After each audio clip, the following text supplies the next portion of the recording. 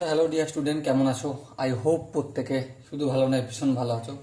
স্ক্রিনের ওপর একটা কোশ্চেন দাঁড়ায় আছে চক্রবৃদ্ধি সুদ চ্যাপ্টারে। এই প্রশ্নটা প্রথমে আমরা মন দিয়ে পড়বো, বুঝবো, তারপর অঙ্কটা করবো। ওকে, কি বলেছে দেখো।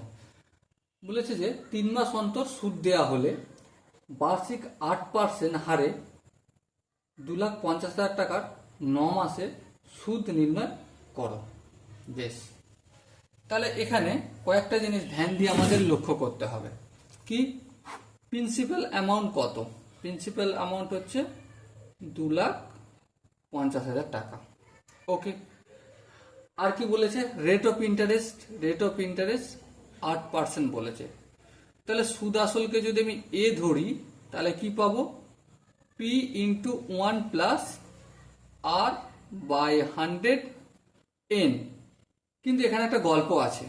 কি গল্প?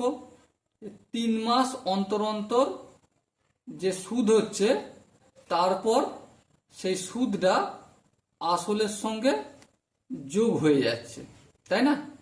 হ্যাঁ, তার মানে 1 বছরে কবার এই এই সুদটা দেবে? এটা কবার চলবে? এই সুদ আসলটা কবার যোগ হবে? তার মানে 3 মাস অন্তর অন্তর মানে 4 বার। তাহলে p into 1 plus r by কি হয়ে যাবে 4, হ্যাঁ, বাই 100। আর এন, এন মানে কি জানি? টাইম। টাইম এখানে কত? 9 মাস। হ্যাঁ, 9 মাস।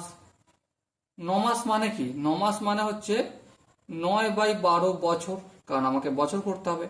9/12 মানে কি? 3 × 9, 3×4 = 12। সো এখানে আমি এন পেলাম, কিন্তু এখানে দেখো বাই 4 হয়েছে, সো এখানে ইন্টু 4 হয়ে যাবে।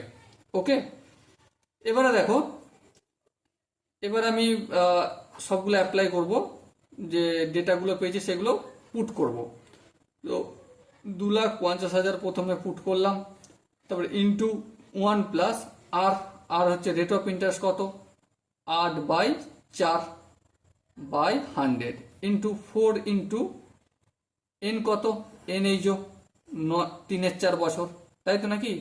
হ্যাঁ, তাহলে 3-4 লিখলাম। এটা কাটলাম, ঠিক আছে। 4×1 = 4, 4×2 = 8। বেশ, অসুবিধা নেই। এবার দেখো 25, তারপর 4টে শূন্য মানে 2,50,000 ইন্টু 1 প্লাস 1/50। এটা ঠিক লিখলাম আমি? হ্যাঁ, কারণ 2×1 = 2, 50×2 = 100। ওকে, আর পাওয়ার কত? 4 4 কেটে গেছে, 3 আছে, এই 3টাও লিখলাম। সো আলটিমেট কি হলো?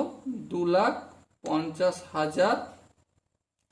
এবারে দেখো, এটাকে যদি করি 1 প্লাস 1-এর 50 গুণ করি, কি পাবো আমি? পাবো আমি 50-1-50, 51/50। হ্যাঁ ঠিক, 51/50 পাবো। তাহলে 51/50 এটা কবার? 3 বার গুণ, কারণ কিউ রয়েছে। তাহলে 51/50 ইন্টু 51/50, দেখো 3 বার গুণ হয়ে গেছে। হ্যাঁ, একটা শূন্য, দুটো শূন্য, 3টে শূন্য, এই একটা শূন্য, দুটো শূন্য, আর এই 3টে শূন্য। বেশ, 5×5 = 25, 5×25 = 125। তাহলে 125×2 = 250, আর এখানে এই 5, এই 5, এই 5 কাটা গেল। সো আলটিমেট কি পেলাম?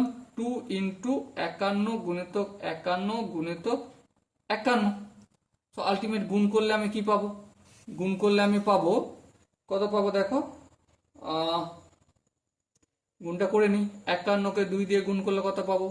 51কে 2 দিয়ে গুণ করলে 102 ইন্টু 51কে 51 দিয়ে গুণ করলে এখানে করে নিচ্ছি 1×1 = 1, 5×1 = 5, 5×1 = 5, 5×5 = 25।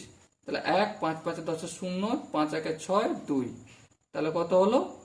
2,601। এবার 2,601কে 101 2 দিয়ে গুণ করবো।